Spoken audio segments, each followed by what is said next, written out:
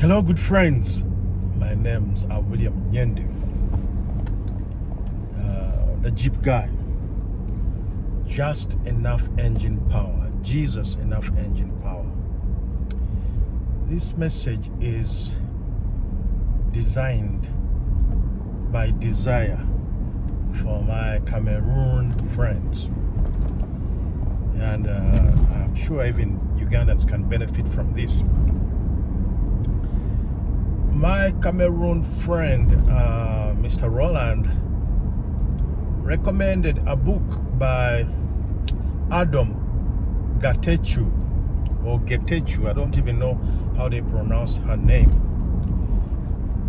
And I'll be sharing her presentation at the end of this video.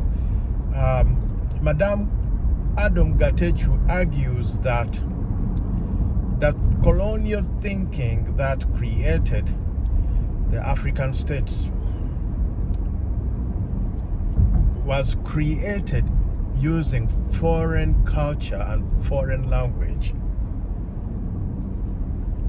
This culture and language they used was not the domestic culture of the African states they created. And as such, they did not initiate self-determination in Africa. And since then, they have been using colonial education to speak to Africans. It's very much similar to using foreign language to speak to the local people. How much would they ever understand? Madame Adomgatechew argues that it's time we invent a new thinking. We look at the problem of colonization and decolonization with a modern lens, where we also borrow the idea of self-determination and see whether it can fit into the African model from a domestic standpoint. I believe if we take this path, it will be much easier to form common ground, to form common page, and to get on the same page of the local identity as